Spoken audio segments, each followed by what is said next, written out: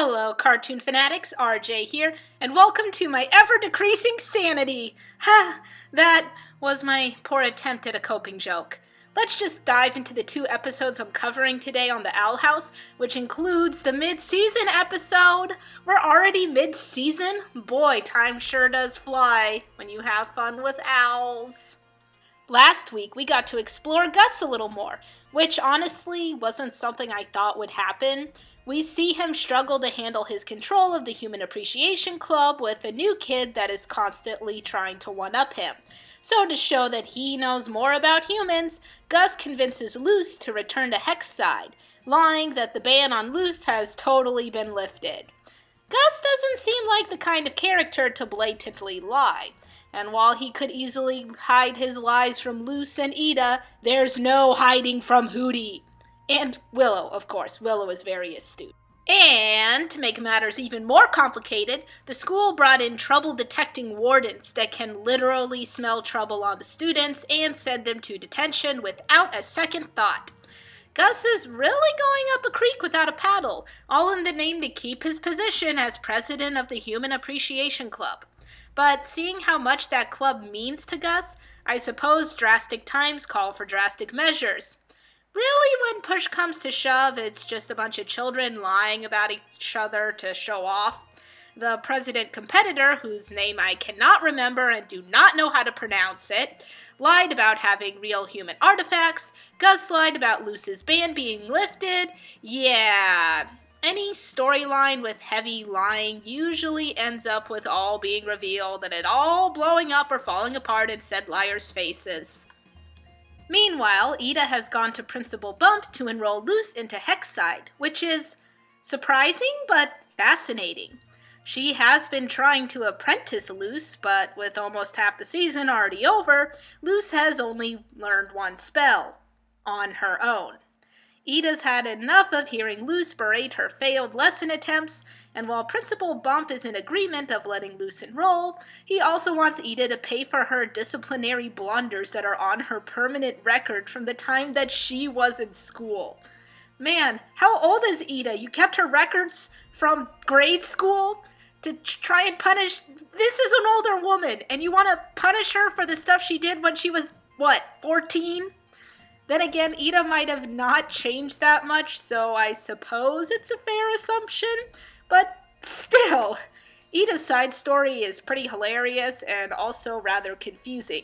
I mean, she just walks into Hexside and Principal Bump doesn't report her to the Emperor's Coven, even though the last time we saw Bump, he was introducing the Emperor's Coven. Does he just want Ida to clean up her mistakes at Hexside before turning her in? Is he planning on turning her in? Who knows?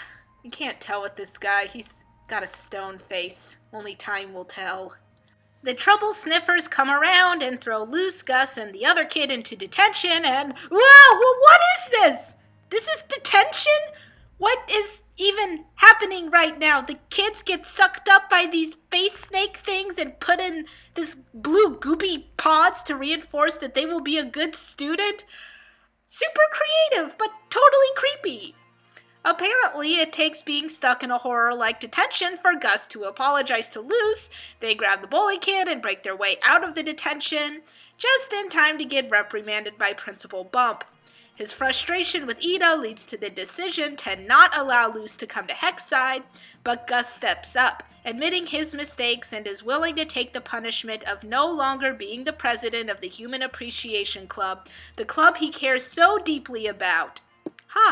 Little kid's got a lot of spunk. And luckily for Gus, Bump agrees to those terms. And just like that, Luce gets to go to magic school.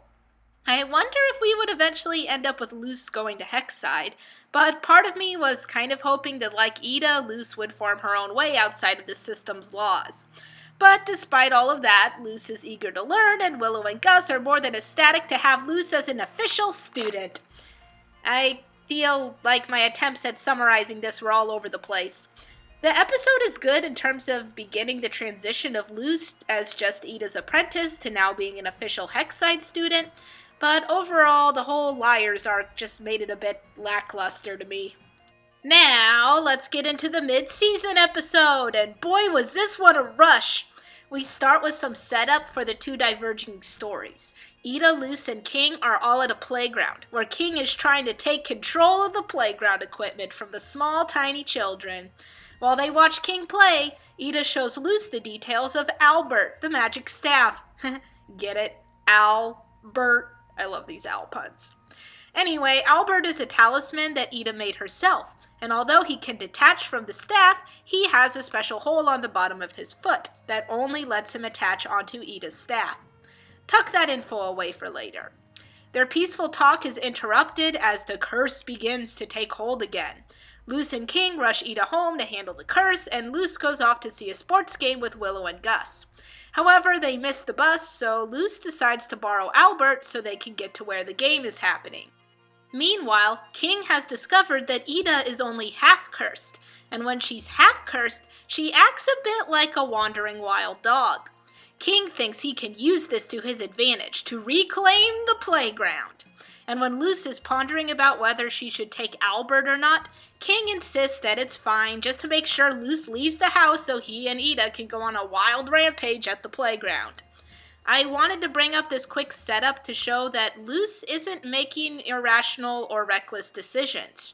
She thinks over something that might not be the wisest idea, and often we've seen her hesitant to follow through on such reckless decisions. It's only when goaded on by other characters that she commits to said reckless decision. We've seen it with King, Willow, Gus, Amity's twin siblings, and Ida. Someday Luz is going to have to not cave into peer pressure. One day. But for now, she and Willow and Gus take Owlbert on a high-flying joyride, which ends horribly. Owlbert gets hurt on the noggin and retreats deep into the woods where our trio comes across the Bat Queen. Oh yay! I was hoping we'd see the Bat Queen again. The Bat Queen has taken Owlbert under her wing and refuses to release him until Luz has proven herself through several chore-like trials. Knowing her hastiness with Owlbert was her fault, Luz agrees to perform all of the Bat Queen's trials. But even after completing the trials and having Owlbert willing to return home, the Bat Queen refuses to let him go. Luz discovers that the Bat Queen used to be a palisman for a giant, but was discarded. And that's why she's so protective over Owlbert and other palismen that have been discarded by their owners. Owlbert confronts the Queen, explaining how he cares for Luz and Ida, and the Bat Queen allows him to safely return home with Luz. Overall, a super cute adventure that lets us see that not only is Ida's staff a character, but he's a character with a lot of silent and strong personality. And also he's just so cute, look at his face! Wait, what about King and Ida's storyline? Well, now is the best time for my adorable segment, but there are so many good moments in this episode that this week it's the top 5 most adorable King moments! This isn't for standing, it's for sliding. You try. Now to Destiny's battlefield, the playground! No. Stop it! Okay, so I went to your room, and you were the beast, and then I woke up here. This has been the top 5 most adorable King moments. Stay tuned next week when we'll go back to top 3. Unless we have more glorious moments like this, then it'll be up to 5. Or maybe 10, who knows with me. So, King trying to order around a half-cursed Ida totally failed. Animal control naps her, and King snaps her back to normal with an extra elixir and his hilarious squeal of rage. Between his chaos and Luz and Owlbert's wild adventure, Ida's too worn down to even bother asking about what had happened. But we are left with a very crucial cliffhanger. The elixir isn't helping keep the curse at bay anymore. Ida had downed tons of elixir and still ended up half cursed. And even though that was more manageable, it still took King's help to get her back to normal. Ida mentions that she's had this curse for a long time, but it looks like her time of handling it may be running out. I have no idea what this means for the second half of the season, so I'll just add that to the increasing list of things that are going to come to a climax at some point that we should keep in mind. This list is getting long. really long. But it's this vast intrigue about the characters and the world that keeps me watching. If you liked this video on the Owl House, go ahead and put a thumbs up and press that like button. Check out the links below for the whole Cartoon Corner playlist and other fun videos. Now that I'm officially inside from my day job, I might actually binge watch some of those older videos myself. It's always interesting to look back on what you've done years ago and see how much things have changed. It's certainly been an interesting time, but I'm happy that I still get to talk about fun cartoons with all of you. If you're wondering about Steven Universe's future, I'm planning on making a large conclusion video once all of the episodes have aired, so be on the lookout for that in the next couple of weeks. This is RJ signing off with a friendly reminder to wash your hands. Just in general, wash your hands whether there's a deadly virus going around or not. It especially helps if you have some good smelling soap. Ah, eucalyptus mint. Tasty. It's time to have book before sleeping.